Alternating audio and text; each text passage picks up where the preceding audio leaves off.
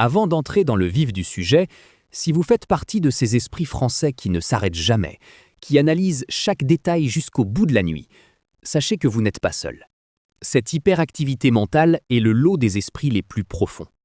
Pour recevoir nos prochains décryptages et rejoindre notre communauté d'esprits analytiques, abonnez-vous dès maintenant et activez la cloche. C'est rapide, gratuit et cela nourrit votre curiosité. La paralysie par l'analyse est l'illusion du choix parfait. Le premier signe flagrant d'un esprit qui pense trop, ce que la psychologie nomme l'overthinking ou la rumination cognitive, est l'incapacité chronique à prendre des décisions simples sans échafauder un arbre décisionnel d'une complexité absolue. Qu'il s'agisse de choisir un plat sur une carte, de répondre à un email professionnel délicat ou de planifier un projet de vie, votre cerveau n'évalue pas simplement l'option A et l'option B.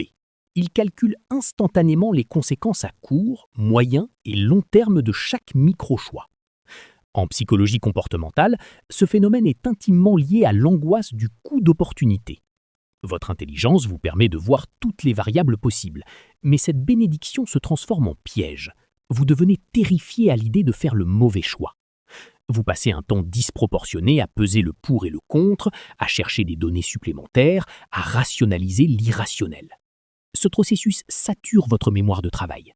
Résultat, l'action elle-même est reportée, voire totalement annulée. Ce n'est pas de la paresse, ni de la procrastination classique. C'est une véritable paralysie par l'analyse, provoquée par votre propre rigueur analytique. Vous confondez inconsciemment penser à l'action et agir. La rumination rétrospective est la réécriture obsessionnelle du passé. Une personne qui pense trop ne laisse jamais le passé là où il est.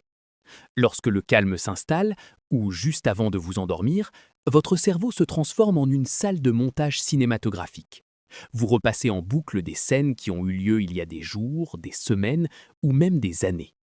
Vous analysez la micro-expression d'un visage, l'intonation d'une phrase anodine qu'on vous a lancée au détour d'un couloir ou le sens caché d'un silence lors d'une réunion. La psychologie clinique explique que ce processus de rumination est une tentative désespérée et inconsciente de votre cerveau de reprendre le contrôle sur une situation passée qui a généré de l'incertitude ou de l'inconfort. Vous réécrivez les scénarios dans votre tête, vous vous demandez ce que vous auriez dû répondre ou ce qui se serait passé si vous aviez agi différemment. Le problème majeur, c'est que ce mécanisme tourne à vide. Vous dépensez une énergie psychique monumentale pour tenter de résoudre un problème qui n'existe plus dans le monde réel, créant ainsi une fatigue mentale intense, une baisse d'humeur et aucune résolution concrète. Vous restez prisonnier d'un rétroviseur mental. L'anxiété d'anticipation est l'architecture des scénarios catastrophes. Si le passé vous occupe, le futur vous obsède. Les personnes qui pensent trop sont les architectes en chef de l'anxiété d'anticipation. Avant chaque événement important, un entretien d'embauche, une discussion de couple difficile ou même un simple trajet de vacances, votre esprit ne se contente pas de se préparer logiquement, il simule des crises. Vous imaginez les pires scénarios possibles, les pannes, les malentendus, les rejets, et vous commencez à chercher des solutions à des problèmes qui ne se sont pas encore produits. Les neurosciences démontrent que les cerveaux hyperanalytiques possèdent un système d'alerte à la menace, lié à l'amygdale, beaucoup plus sensible que la moyenne. Votre esprit associe automatiquement l'inconnu et l'incertain au danger. Pour vous rassurer, vous tentez de rationaliser l'avenir en prévoyant tout. Mais l'avenir est, par définition, probabiliste et imprévisible. Cette lutte permanente contre l'incertitude ne fait que nourrir un état de stress chronique, car votre corps libère du cortisol et de l'adrénaline pour traiter de simples hypothèses mentales comme s'il s'agissait de menaces physiques bien réelles. La lecture de pensée est le décryptage obsessionnel du second degré. Pour vous, une interaction simple n'est jamais simple. Si un proche vous envoie un message textuel de 2 mots sans point d'exclamation ou se contente d'un simple « OK », votre cerveau s'emballe. Si un collègue vous salue de manière un peu plus brève que d'habitude le matin, le diagnostic tombe immédiatement dans votre tête. Vous commencez à pratiquer ce que la thérapie cognitive appelle la lecture de pensée. Vous cherchez activement le message subliminal, l'intention cachée ou le reproche invisible derrière chaque comportement. Ce comportement cache une immense sensibilité aux dynamiques sociales, mais aussi une peur profonde du rejet ou du conflit. Vous êtes tellement habitué à décoder des structures complexes que vous refusez de croire à la superficialité ou à la simplicité des autres. Vous oubliez que la majorité des gens agissent par impulsion, par fatigue ou simplement parce qu'ils sont absorbés par leurs propres problèmes, sans aucune arrière-pensée à votre égard.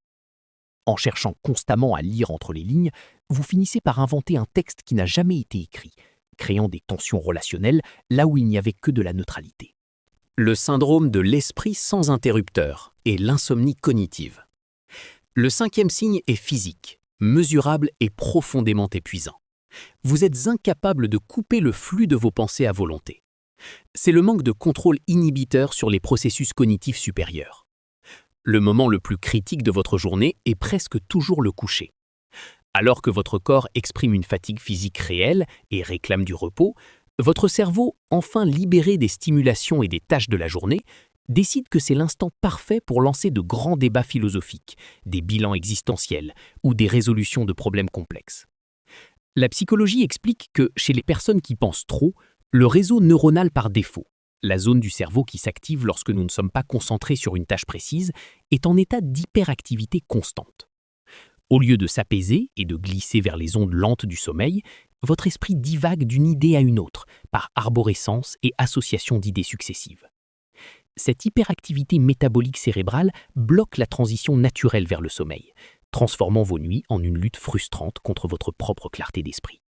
L'hyper-autoconscience est la posture de spectateur de sa propre vie. Enfin, le 4e signe est votre tendance à être un spectateur analytique de votre propre vie plutôt qu'un acteur pleinement immergé. Même lorsque vous vivez un moment objectivement agréable, un dîner chaleureux entre amis, un paysage magnifique en vacances ou la célébration d'un succès personnel, une partie de votre esprit reste détachée, en retrait, en train de commenter, d'évaluer et de juger la situation en temps réel. Vous vous analysez en train de vivre et vous vous demandez si vous profitez assez, si cette sensation va durer ou ce que les autres pensent de vous en ce moment. Cette hyper-autoconscience agit comme un filtre qui vous empêche d'habiter pleinement l'instant présent et de ressentir vos émotions de manière brute. Vous intellectualisez votre joie au lieu de la vibrer. De plus, ce filtre analytique permanent se retourne presque toujours contre vous, sous la forme d'une autocritique féroce. Vous évaluez vos performances sociales, vos compétences et vos moindres failles avec une sévérité chirurgicale. Votre esprit devient votre juge le plus implacable et le plus exigeant, oubliant que la psyché humaine a aussi besoin de lâcher prise, de légèreté et d'imperfection pour s'épanouir durablement.